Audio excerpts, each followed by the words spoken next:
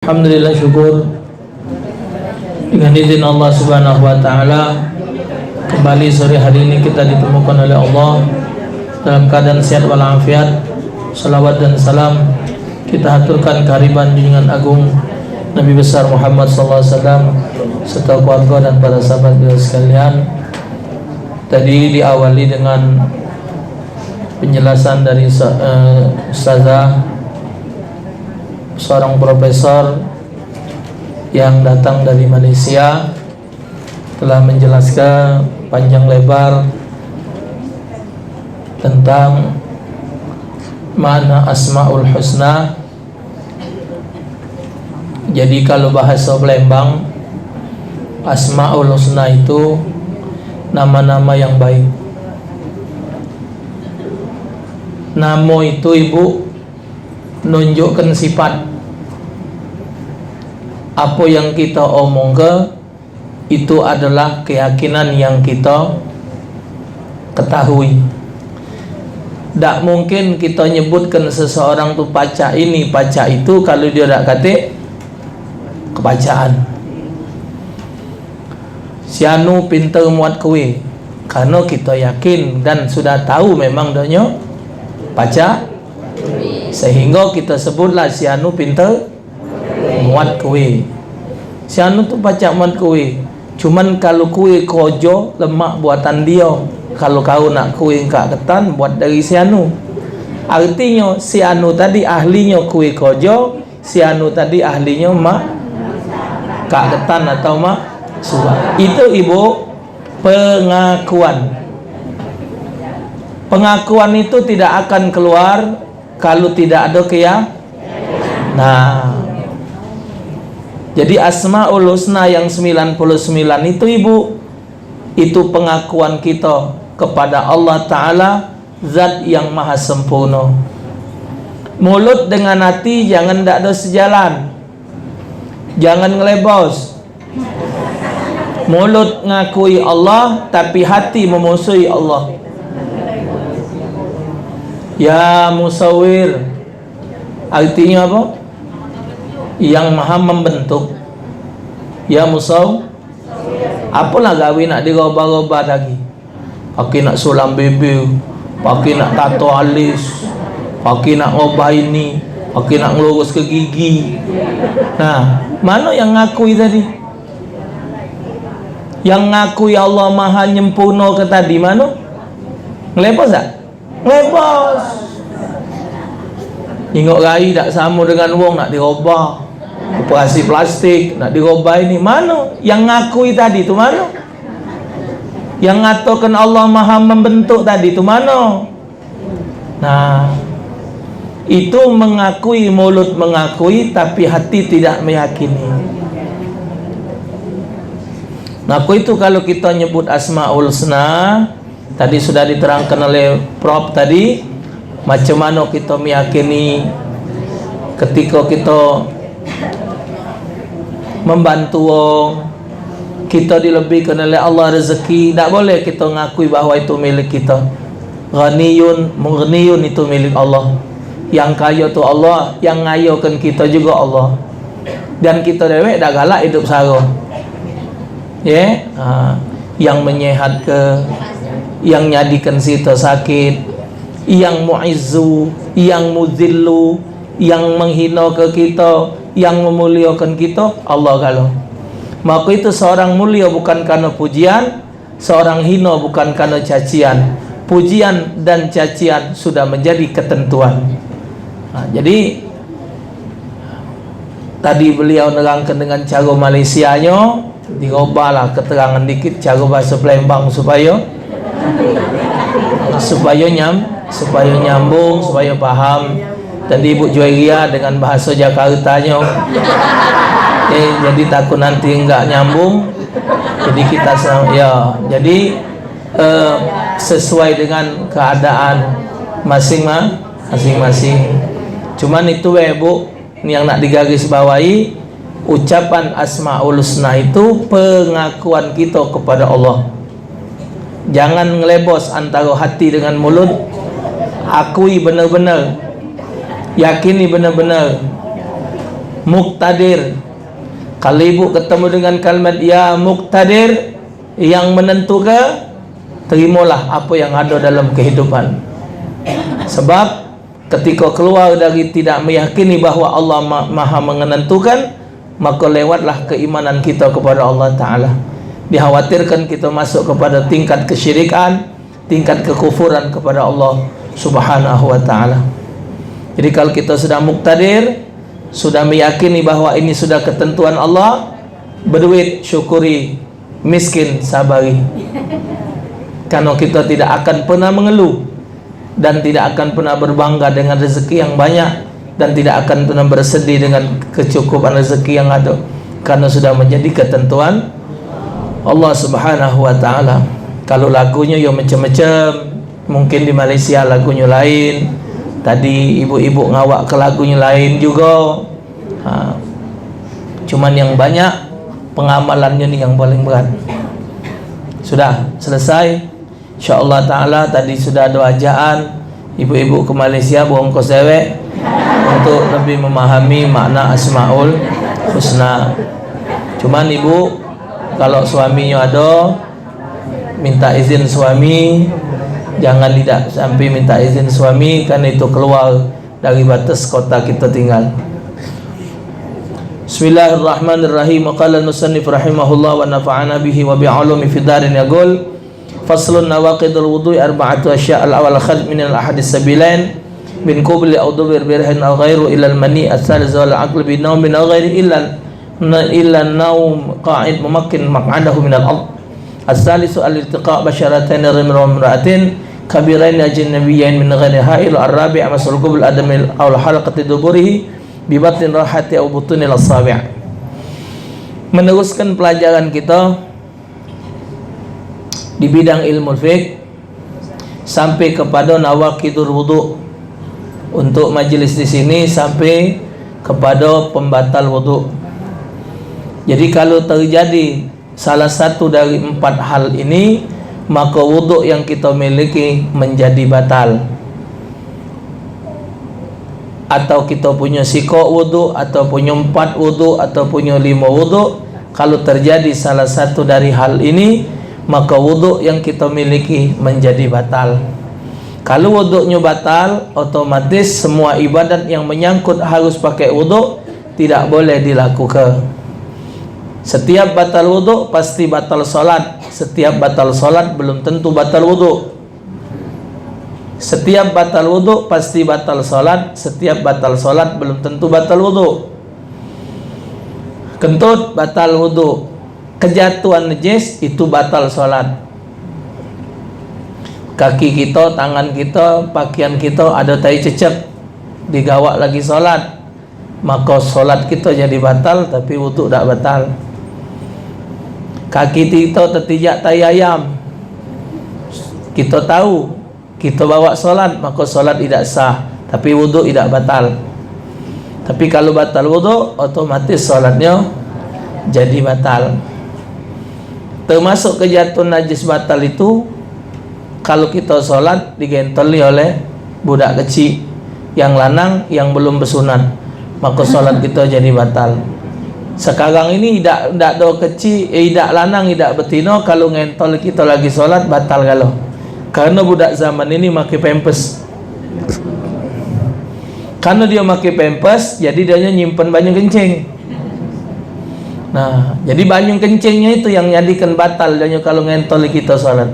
Kan kalau dalam ilmu fikih anak lanang begitu bu, anak lanang yang dionyo belum bersunat ngentoli wong lagi sholat maka batal. Sebabnya karena dia belum bersunat, jadi kemaluannya tuh masih belum terbuka, sehingga dia kencing tidak bersih. Jadi dia nyimpen banyak kencing, maka dia ngentoli batal. Kalau betino kecil, dia tidak ada batal. Ya karena dia sifatnya tidak ada nyimpan. Cuman karena keadaan sekarang ini pakai pampers, tak baca tidak batal. Tetap dia batal. Itu sholat, bukan wudu. Maka batal sholat belum tentu batal wudu. Sekarang kalau dia terjadi salah satu dari 4 ini, maka wudu itu menjadi batal. Al-awwalu al-kharij min ahadis sabilaini min kubulin aw duburin rihun aw ghairuhu illal mani. Keluar sesuatu dari dua jalan, dari kubul maupun dubur, dari lubang depan maupun dari lubang kemaluan belakang. Rihun berupa angin, aw ghairuhu atau apa misal berlian betul, apa emas, apa inten, pokok apa betul dari selain itu, maka hukum wuduknya jadi batal kecuali keluar air sperma. Sperma itu tidak najis. Sperma tidak najis. Kalau sperma itu najis, berarti manusia najis kalau. Jadi sperma tidak najis. Misal mahab ngomong jatuh spermanya di kainnya, di pakaiannya. Pakaian tadi dibawa solat, maka solatnya sah.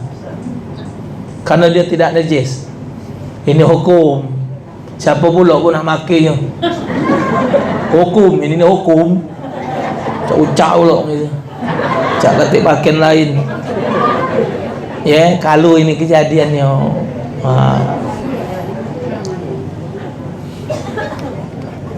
Kalau sperma dihukumkan najis, manusia dijadikan oleh Allah dari sperma, maka manusia najis kalau. Di Palembang ni kan baru-baru ni ada pendapat kalau maca Yasin, baca Quran para orang mati hukumnya haram. Ada yang baru pendapat, baru hidup. Baru hidup. Baru ada. Karena dalil dia wong mati itu bangke. Jadi kalau kita ngaji Quran para bangke itu haram. Jika ucap-ucap pula ngomong yang macam model macam itu. Bangke yang tidak najis itu ada tiga. Bangke belalang, bangke iwak, sama bangke manusia. Itu bangke yang tidak najis. Ya. Jadi yang pendapat model macam itu ciri ni bu. Ustazah yang mengeluarkan pendapat macam itu tu ciri ni. Dia mati tak usah dibaca ke Yasin. Dia mati tak usah baca ke Quran. Talak kelah, kapal kelah. Di 14 Sele dulu ada bu, zaman Nana lagi bujang. Guru kutua Cik Bidin tu orangnya sangar. Sangar ni ada tu. Jadi pendapat itulah bapaknya lagi hidup mau maco ke Yasin. Kalau macam no aku mati tu katik guna payah mati bapak tadi. Datang ke rumah Wak Cik, tolong Wak Cik ni, bapak kau lah mesen lagi hidup dulu, maco ke Yasin, tahlil, doa buat orang mati tak sampai. Itu pesanan dia lagi hidup. Ini dia mati, jadi tak usahlah digawe ke bapak kau ni kan ngomong. Nah benar dia. Ida Wak Cik, tolonglah Wak Cik, cari yang lain be. Wongnya sangar, wongnya keras, uji dia tidak. Jadi yang lain ngurusinya. Jadi tidak galak. Karena pesan dia ni yang lagi hidup tidak sampai. Jadi tidak digawe ke. Apa bahasa baru ni? Komitmen. Apa? Keteguhan keteguhan hati. Istiqamah dengan pendapat dia. Jadi apa yang keluar dari dua jalan itu maka menjadi batal. Jadi kalau dia banyu kencing lain dari sperma. Jadi ada ibu-ibu nanya soal keputihan. Keputihan itu termasuk cairan yang keluar, itu termasuk kategori barang najis dan hukum wuduknya batal. Hukum wuduknya jadi hukum batal. Asani zawalul aqli binaumin aw ghairihi illa nauma qa'idin mumakkinin maq'adahu minal ard. Yang kedua, batalnya wuduk karena hilangnya akal dengan sebab tidur atau sesuatu lainnya, kecuali tidur yang pantatnya mantap di tempat duduknya. Jadi kalau duduk pangsilo macam ini, tidur ni kan bu, maka wuduknya tetap tidak batal, tapi tak boleh nyender. Karena dalam hadis, Ibu, dalam hadis mata ini ada hubungannya dengan lubang dubur. Mata ini ada hubungannya dengan lubang dubur. Kalau kita lagi sadar macam ini, dia nak kentut, lain apa ringgak badan lain. Tapi ketika mata kita mejam, ketika kita tidur, kita tidak bisa ngontrol keluar atau tidak anginnya. Buktinya, kalau kita lagi duduk main ni, nak kentut, tak mungkin dia. Pasti diangkatnya boyoknya. Dimegangkannya dikit, supaya ada selanya betul. Nah, ketika dia ngoleng, tak baca dia ngatur itu, tak baca. Langsung baik nyebelas keluar. Maka itu, kata Nabi, mata dengan lubang dubur itu ada hubungan. Banyak yang kejadian ini ibu-ibu, terutama yang di Mekah, baik umrah maupun haji. Alhamdulillah, wong kalau lah berangkat ke Mekah sana rajin kalau ke masjid. Jam 3 lah pergi subuh. Bukan ngaji deh duk. Bergancang lah. Nah, kadang kaget dari maghrib, tahan jajak nunggu isyak. Nah, kadang kan tidur, ya namanya ngantuk. Nah, tapi kalau dia duduknya mantap, yang penting pantatnya udah ada berubah, tidak batal wudu. Tapi kalau dia tergoling, ada juga ibu-ibu yang ngoling. Nah, ngoling nian itu tetap batal wudunya. Ya. Dalam hadis riwayat Imam Abu Daud, ketika sahabat menanti habis azan isya, anten-anten nak nunggu qomat, sahabat ni tahu-tahu Nabi ada tamu dalam hadis itu. Jadi Nabi ngeladeni tamu tu dokin. Kelamuan Nabi ngeladeni tamu, sahabat tadi terkacip nunggu. Terkacip lah, yang tertidur lah. Lama nunggu. Begitu orang itu berlari, langsung qomat, dan sahabat yang tidur tadi, yang dalam duduk tadi tidur, langsung berdenyat berangkat melok solat. Nabi tak ngongkon lagi sahabat ngambil wudu. Nah, ini jadi dalil bahawa orang tidur tidak batal wudunya.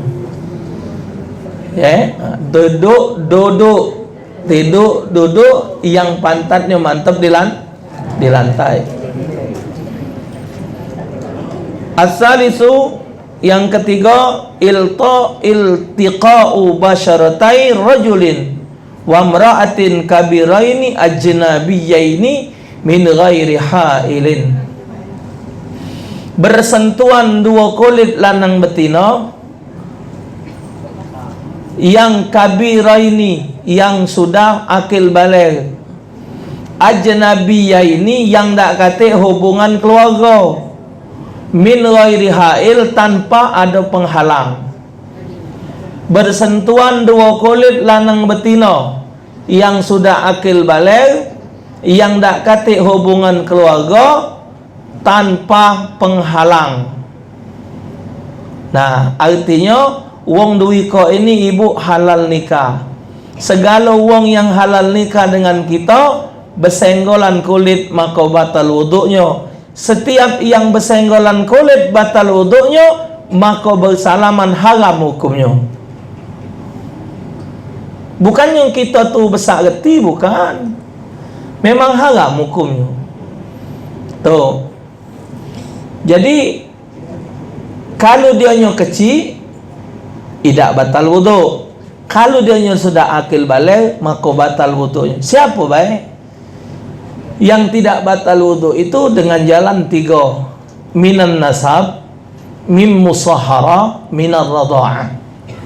Yang tidak batal wudu yang dari nasab, wong tuanya, anaknya, dulunya, ponakannya, mamangnya, wak bibiknya, itu tidak batal wudu. Umak tak batal wudu, anak tak batal wudu, cucung tak batal wudu. Ya, dulu umak yang sumak sebapa atau dulu sumak atau dulu sebapa, tak batal wudu. Dulu umak sumak sebapa, dulu umak sumak, dulu sumak sebapa, tidak batal wudu. Artinya donya ada sengketan dulu. Wak bebek kan yai dulu bininya 3. Nah, dengan ini umak bapak, bibian ini umak bapak, bibian ini umaknya seumak bapak lain, yang ini sebapak lain umak. Nah, jadi yang macam ini tidak batal wudu. Ponaan, balik ponaan. Dulu sumak sebapak, dulu sumak atau dulu sebapak, tidak batal wudu. Dulu segawaan batal wudu. Jando ngawa anak, dudo ngawa anak, dia kawin, bui dui kok ni batal wudu. Karena tidak berdulu. Tapi jando dengan dudo ni kawin, lantas dapat anak. Nah, anak ini dengan kesini seumak, dengan kesini sebapak. Tapi yang sumak tidak sumak sebapak tadi, maka batal wudunya. Yang baru lahir ini tadi tidak batal wudu. Kesini dulu sumak, kesini dulu sebapak. Itu nak dihafalkan Bapak Ibu, nak dihafalkan itu. Nah, ini dari nasab, dari keluarga nasab. Mim musahara, minar radha'ah, dari susunan. Ma yahrumu minar radha'ah kama yahrumu minan nasab, dalam hadis. Apa yang diharamkan dalam susuan diharamkan sepertinya haram di dalam nasab. Jadi susun itu 5 kali netek, 5 kali nyusu sekenyangan. Kurang dari 5 tidak dianggap sebagai dulu susun. 5 kali dalam usia di bawah 2 tahun. Kalau 45 tahun 4,5 tahun itu sudah ketuaan, 4 tahun setengah, 4,5 tahun. Kalau dia umurnya 2 tahun lebih tak baca juga. 5 kali nyusu, ini jadi anak susun. Anak susun ini ibu sama hukumnya dengan nasab, cuman anak susun ini tidak dapat waris, tidak dapat waris dan tidak dapat jadi wali nikah. Duikok tu baik. Cuman hukumnya hukum tidak batal wudu. Sama baik. Anak susun, ponaan susun, bibian susun, wak mama susun. Bak 4 dia nyusu ni tadi, bininya 3. Jadi anak susun tadi ke sini, dulu sumak sesusun, dulu sebapak sesusun. Nah, itu nyebutnya sama dengan yang model tadi lah. Tuh, tidak batal wudu. Nyujud bibian kalau macam tidak batal wudu. Balik ke misan tetap batal dia. Nah, min musahara, dari pernikahan yang tidak batal wudu adalah orang yang melahirkan bini atau yang melahirkan suami, itu baik yang tidak batal. Mertua, umak mertua, terus wa in ala pucuk. Dulu mertua batal wudu. Bini muda mertua batal wudu. Bini muda mertua. Karena ngapa dia batal wudu? Karena bini mudanya tadi tidak melahirkan istri atau tidak melahirkan suami. Jadi yang tidak batal tu yang melahirkan langsung. Nah, yang melahirkan langsung itu tidak batal wudunya. Kalau dia yang, jadi kalau dia nyomin dari pernikahan, jadi mantu dengan mertua dengan nyai terus pucuk, tidak batal wudu. Kanan kiri batal wudu. Dulu mertua batal wudu. Karena kalau berceraian atau mati, si mantu tadi boleh ngambil bibian bini. Boleh dia ngambil bibiannya, boleh. Tuh. Atau dulu mertua tadi ngembek bekas bini ponaan, karena ponaannya mati, jadi dia ngawininya, boleh. Jadi ibu-ibu kalau dulu mantu dulu tidak nyujud kamu, tak usah nak marah. Di Palembang ini mantu dulu tidak nyujud marah. Orang ajar Tiago, aku ni dulu mertua kau, tak kau sujud, haram. Yayat nyujud mertua agung, haram. Agung nyujud mertua yayat, haram. Yang betina. Karena kata hubungan apa? Kata hubungan yayat dengan mertua agung apa dia? Orang lain. Bini agung nyujud dayat, haram, IP. Sebaliknya itu juga. Mertua biar macam mana tidak batal wuduk walaupun sudah bercerai. Tidak batal wuduk karena dia diikat oleh pernikahan. Jadi kalau dia mak mana dengan suami istri? Sekarang ditanya, ngapa laki istri itu bisa nikah? Agung, ngapa pacak kahwin dengan bini? Sarip, ngapa pacak kahwin dengan bini? Dayat, ngapa pacak kahwin dengan bini? Karena batal wuduk. Jadi kalau sudah kahwin tidak batal wuduk, jadi apa dayat ni? Maka itu Imam Syafi'i menetapkan hukum suami istri tetap batal wuduk. Untuk ngapa? Untuk melanggengkan hukum pernikahan. Tapi Ustaz, kan kalau sudah nikah tu halal galau. Sangkan halal tu lah. Kalau nak dihukumkan nikah tu halal, lantas suami istri tidak batal wuduk, dan dia juga boleh berhubungan badan, mak malu dengan dulu, lagi boleh pula. Nah, jadi ibu melok be pendapat wong lamo, melok be pendapat kiai-kiai lamo yang menyatakan tetap batal wudu. Untuk melanggengkan hukum pernikahan. Tuh.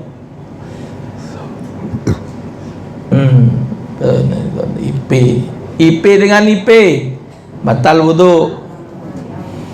Misan dengan misan batal wudu. Sangkan misan dengan misan batal wudu karena nasabnya ibu tidak murni lagi, sudah dipasok oleh wong lain. Jadi nasabnya sudah berusak, darahnya lah berubah. Jadi dibalik garis misan, jadi hukumnya batal wudu. Boleh kawin misan, pokoknya yang namanya misan boleh kawin. Biarpun bapaknya dua beradik, sah kawin. Namanya misan boleh, itulah kawin. Cuman di jero kitab disebut nikah dengan sanak keluarga para itu rata-rata kebanyakan hasilnya tidak bagus, kurang sempurna akalnya, kadang bentuknya. Kenapa? Ini zaman dulu ibu, yai-nyai ini muat rumah besar, anak-anaknya tidak boleh ke mana-mana. Kalau kawin nebeng bawah, nebeng pinggir, nebeng tengah, nebeng. Jadi 7 anak berkumpul di rumah itu kan. Tambah mantu 7, 14, beranak kan lo ibu? Beranak, halo? Budak ni main bu di rumah dengan misan ini bermain. Nah kalau dia ni terlalu dekat, tak katik berasa pemisah ini misan. Dulu sini melok cek, padahal ini misan. Wong tua dua beradik. Nah digendongnya lah, atau sama-sama main. Besar nak dijodohkan. Mahap ngomong kasarnya, nak nedoinya ni tak sampai hati, nedoi dulu. Jadi nilai sperma tu tidak sehat. Waktu terlaku hubungan suami istri, keluar sperma tu antara tak ada pelong hati ni. sehingga nilai sperma itu rendah, mempengaruhi pertumbuhan budak. Maka itu Mahab ngomong banyak yang nikah sama misan anaknya galak tak sehat. Bukan tidak sah, tidak kurang apa? Yo, sekilo dah anget. Bukan tak boleh. Tapi ada juga yang jadi dengan misal sehat.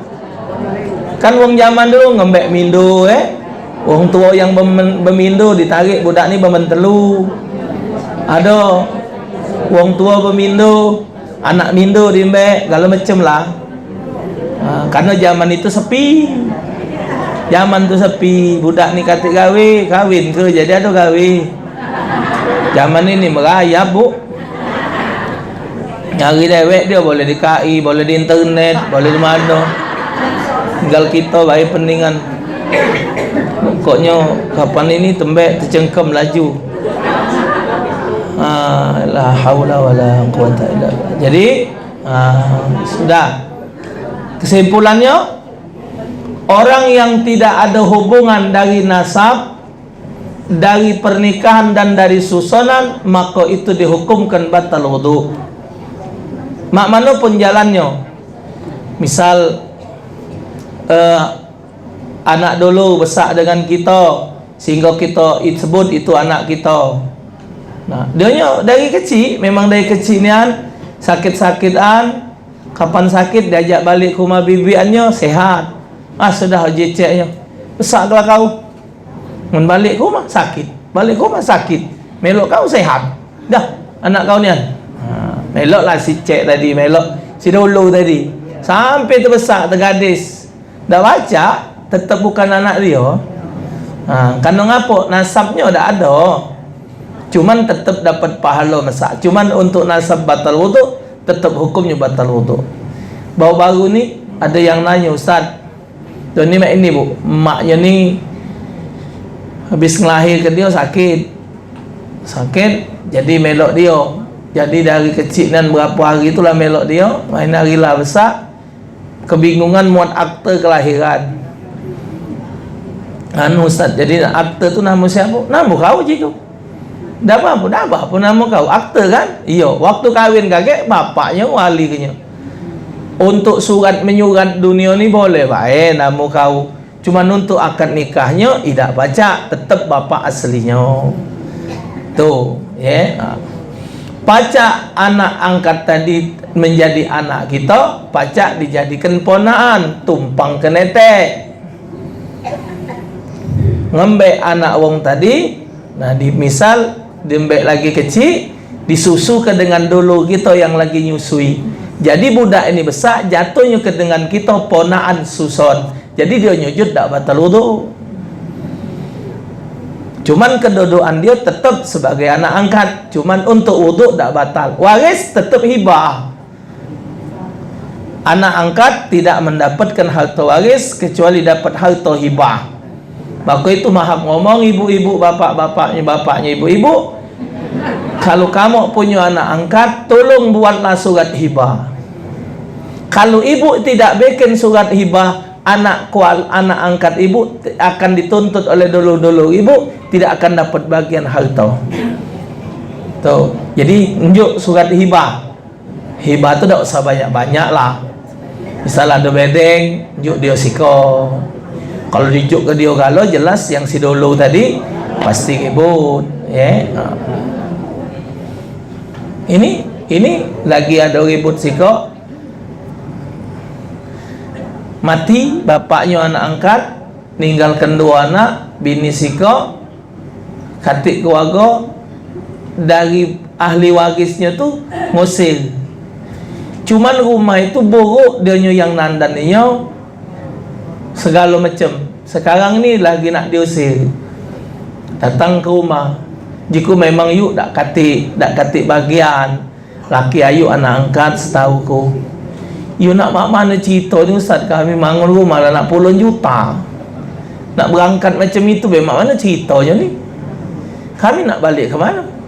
Kami omongkan macam itu, dijawab salah kamu. Apa kamu dandan ni rumah lah tak waris? Jadi anak ketemu dengan ahli warisnya ngomong mak ini, untuk bab masalah ini harus diutamakan perasaan. Kamu pikirkan bahwa si laki, si bapak donyo ni dari kecil dibesarkan dan donyo melok ngurus umak bapak angkat dia yang mesak ke dia, ngurus kenjuk makan kalau macam. Jadi untuk bab ini kamu main perasaan. Rumah ni besar, nah sudah tetaklah yang mana rumah dia nandan kenyo, bagian sedikit ini hibah kelak ke dia, sisa yang lain kamu ambil. Kalau kamu nak nulukan soal usir mengusir, kira-kira dia 3 beranak ini nak berlari ke mana lah? Dia 3 beranak ini nak nyari rumah di mana? Dijuk duit 10 juta nak ke mana coba zaman ini? Sementara dia sudah negak rumah lah, di batunya lah, di tanggonya batu lah, di cownya, habis duit sekian puluh juta. Mana kamu kata perasaan? Dia diangkat dari kecil, sudah menjadi dulu kamu. Jadi didahulukan perasaan. Ibu kalau ngadepi masalah model macam ini, kalau kita punya anak angkat, itu memang termasuk bagian dari kasih sayang kita. Cuman campakkan selembar surat hibah untuk dia. Hibah itu sekendak ibu, cuman hibah itu jangan sampai ngilangkan hak ahli waris yang lain. Hak ahli waris yang lain pacak hilang kalau ahli waris yang lain mengikhlaskannya. Caranya kumpulkan dulu. Misal ada dulu wong 5, kumpul kalau 5. Aku ngumpul ke kamu 5 beradik ni, kita wong 5. Kamu tahu aku ni tak punya anak, rumahku ni sikok ni lah, boleh dengan lakiku, kami laki bini tertegak inilah bagian aku. Aku ni tak takut kaget kalau sampai ajalku keduluan, kamu ke belakang lagi ribut. Kamu tahu donya ni kembek dari kecil nian. Jadi aku ngumpul ke kamu ni, aku nak minta ikhlasnya bahwa rumah yang ditunggu ni nak kenjuk ke dia ni. Aku minta ikhlasnya nian dengan kamu supaya kenjukkan. Khawatir kalau aku ni nulu dari kamu, karena kalau aku mati duluan, ahli warisnya kamu 4. Sementara anakku nak dikemanakan. Kalau nak dinjuk cuman selining, tak kecukup. Rumah ni cuman kecil, ukuran 4x6 misal. Oh sudah cek, itu hak cek, bukan soal hak mengahak. Ini kertas dikin adokin. Jangan yayo. Zaman ni bagau seluruhnya pakai kertas. Dikin. Pada tanggal ini bahwa kami yang namu di bawah ini, Syanu binti Syanu, ikhlas bahwa bagian daripada rumah alamat sini hak milik dulu kami namu ini, tunjukkan dulu kami kepada anaknya. Tekin selesai. Kapan tidak kata surat ini, bibi anyo ni mati. Nah, anak kamu, anak wong 4 tadi ngomong, mana? Kau tu anak angkat. Ini ada bagian umat kami. Anu kan lanjut ke ibu dengan aku ini. Mana suratnya? Nah, zaman ini benar lagi jadi salah. Zaman ini perlu surat galau, kertas galau. Semalam debat presiden lagi pakai kertas.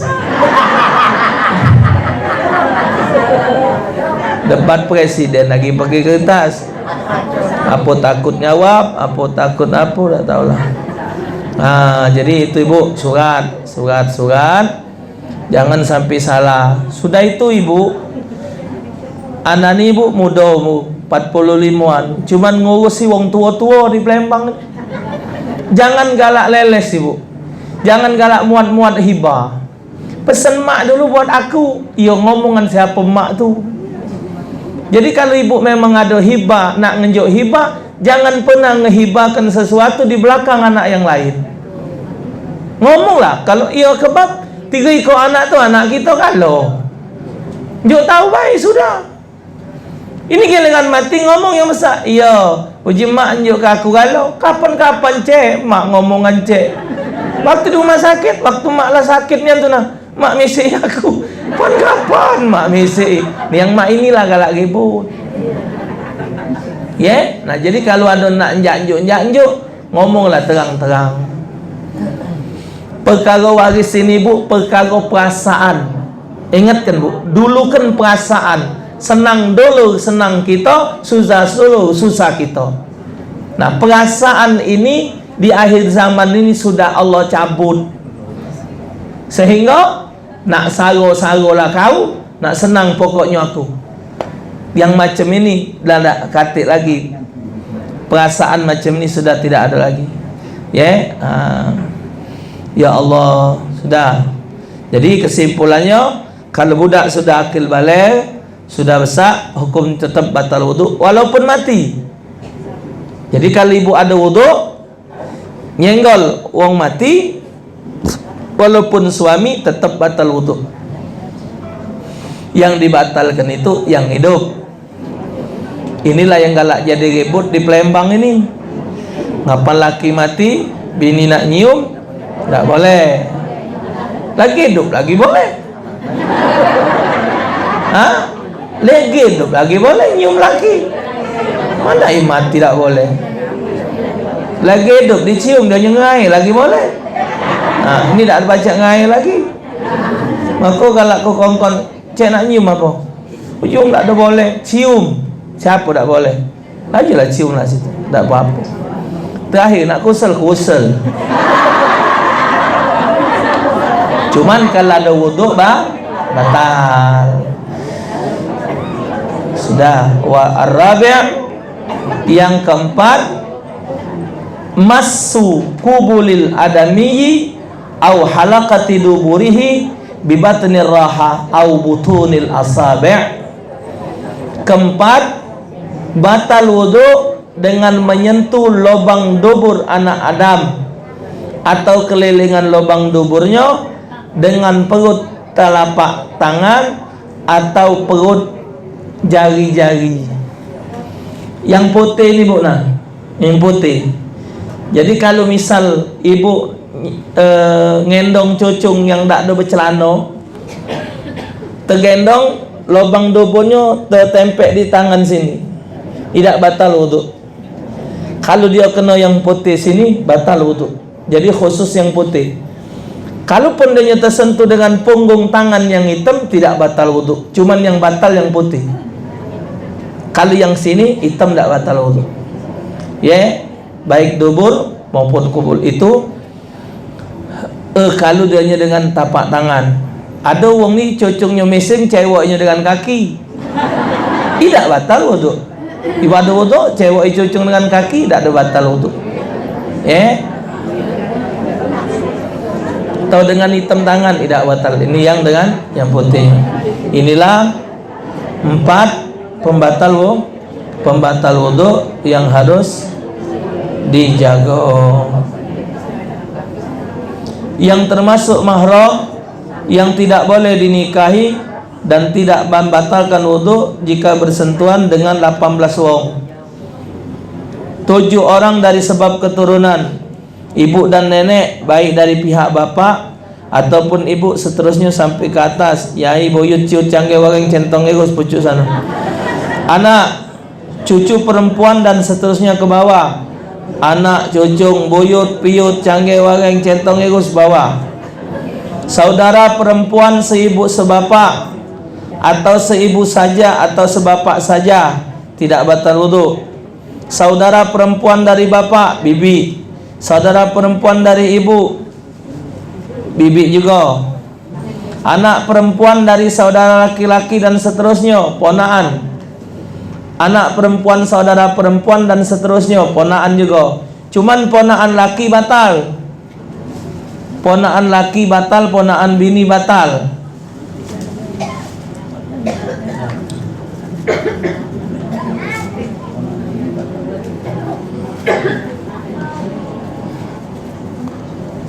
Siapalah di jero ni nak contoh.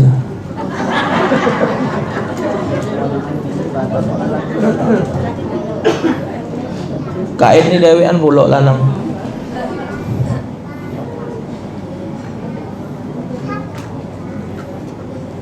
Ponaan Kak Jahit, Jahit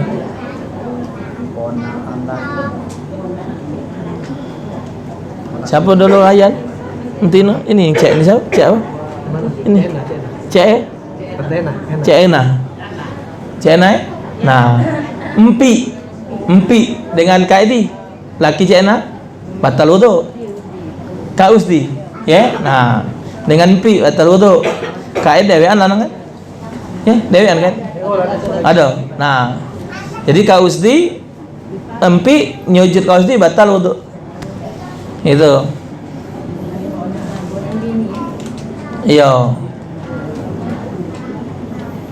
Kalau Ustazah Juwairiani wiwi nyujud waktu hil.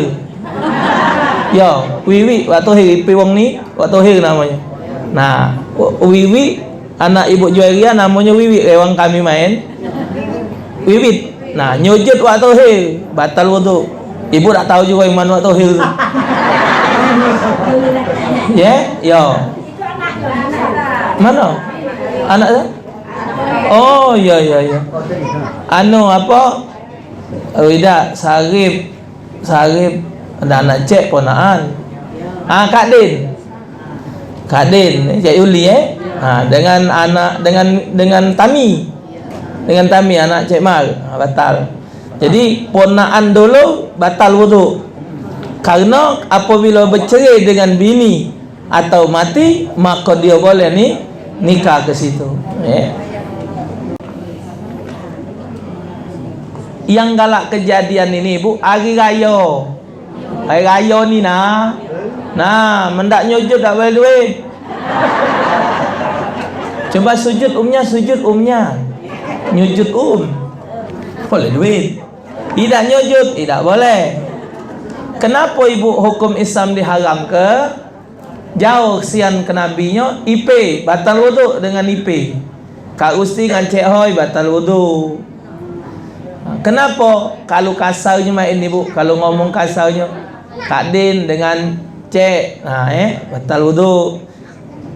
Dia main ni nah, cara kalau nak ngomong kasarnya ngapa? Lanang betina tu dengan kalau dia sudah akil balik dihukumkan haram hatta dengan misan. Kalau nak dia bahasa kasarnya, ibu yakin tak laki kamu tidak disirwong? Nah, lanang juga tidak yakin kalau bininya tu tidak disir oleh wong. Jauh kesian ke nabinya, IP tadi ada hajat dengan IP. Nah, kapan yo tempat dia menemukan keinginan dia tadi? Salaman tu lah. Ada yang IP ni keliwatan ibu pakai sengopan. Aduh. Cipika-cipiki. Banyak ibu di Palembang. Astagfirullahalazim. Cak dulu dewek dulu lah. Apa pacak nyengkem kawan tu. Kalau baca lah. Ada batasan hukum. Jadi kapan pacak ngasuh ke tangan IP tadi? Salaman ni lah. Rayo. Ada mahab ngomong yang balik haji sengopan. Apa dia kertinya bawa turun dari Mekah maksiat. Banyak Palembang. Jauh kesian ke Nabi yang. Maka tu nak benar-benar hukum syariat, hukum nak dijaga benar-benar. Uji wang ustaz kalau betina yang sudah tidak men lagi, tak ada haram salaman dengan dia, tetap haram. Tetap haram. Ustaz dah tua juga. Itu di TV tu. Wang umur 80 masih nikah. Boleh budak bujang umur 18 tahun. Dia umur 80. Mana itu? Nah, jadi tak baca hukum tak salah nak dirubah-rubah. Kapan haram tetap hukum 7 orang dari sebab hubungan persusuan.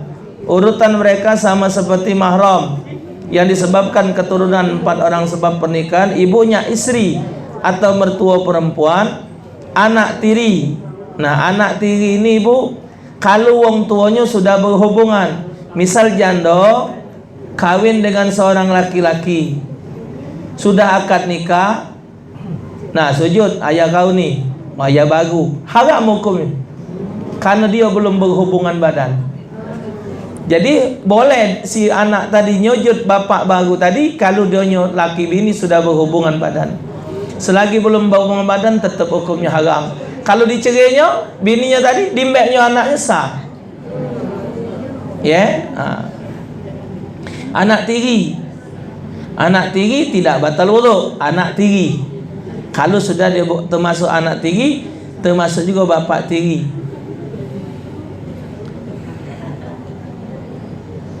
Ini hukumnya Bu sama dengan anak dewek. Jadi kalau ada janda punya anak, nikah dengan seorang laki-laki, anak suami itu anak istri. Jadi hukum doanya, derajat doa sama dengan anak dewek. Anak kualon itu derajat doanya sama dengan anak dewek. Jadi makbul doanya itu sama. Suami ibu nikah lagi dengan seorang janda yang punya anak, itu anak jadi anak dia. Oh. Ya, kalau dia nikah, dia lantas punya anak dengan lakinya tadi, laki kamu belak bini tadi, dengan janda punya anak, suami anda ni yang punya anak tadi dengan dia jadi anak dia, tidak batal wudu. Nah, kedodoan doa anak si kualon dari laki tadi, doa dia walaupun ini anak gawaan janda tadi, dia doakan bini yang dari bapaknya tadi, hukumnya sama beda dengan anak dia, karena dia jadinya tidak batal wudu. Tuh. Jadi ini kedodoan anak kualon. Istrinya anak menantu perempuan, sampai hari kiamat tidak batal wudu menantu. Keempat, istrinya bapak, ibu tiri, itu tidak batal wudu. Nah, ini yang termasuk kategori yang tidak membatalkan wudu. Wallahu a'lam bishawab. Apa nak ditanya? Mana Yana? Mana Bu? Balik ibu. Ayo ibu, ya silakan.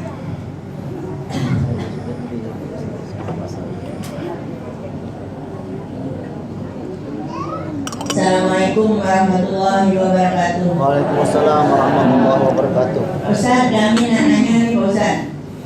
Ini Pak Ustaz, ada keluarga ini aku yang lanang ini orang Islam, kawin dengan orang Islam. Tapi orang betina itu masuk Islam sudah. Nah, keluarganya ini emaknya dari masuk Islam dah galak. Sudah itu ada ayunya yang si betina itu dah galak masuk Islam. Sudah itu ayunya ini ikut di bininya yang lanang Islam itu. Sudah itu dia meninggal. Nah, sudah meninggal di situ pakai nigo, pakai yasin. Nah, mana tuh Pak Ustaz? Nah, kami pengen nanya. Nah, itu deh Pak Ustaz. Assalamualaikum warahmatullahi wabarakatuh. Kalau dia bukan Islam, Yang itunya iya bukan Islam. ya bukan Islam. Nah, jadi tak kata kata manfaat haram hukum. Nah, itu ada yasin nigo dulu. Yang pergi buyan. Ya biar pun diundang lah. Namanya bukan orang Islam. Haram no akong kafir. No akan supaya diampun kata hukumnya haram. Kalau no akan supaya dia sehat, panjang umur, rezeki luas tak apa-apa. Tapi kalau no akan ya Allah ampun kelah dosanya tak mungkin, karena dia tak ada iman. Masih Ibu? Ya sama.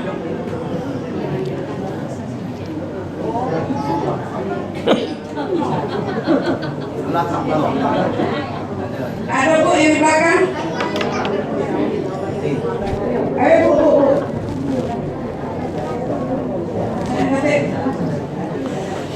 Allah karim.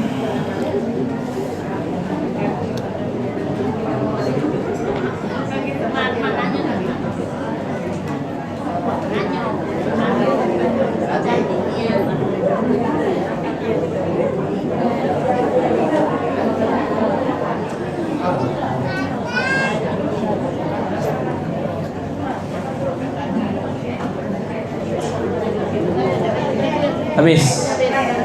Nah inilah pada.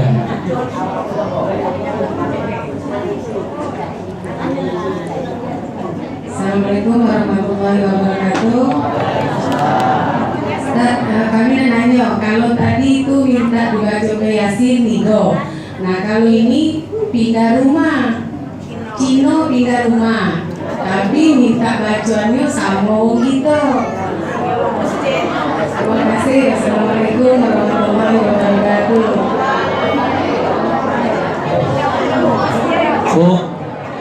Selagi dia doanya sifatnya untuk kesehatan, keberkahan, untuk rezeki, jauh dari bala, sehat walafiat, tidak ada larangan.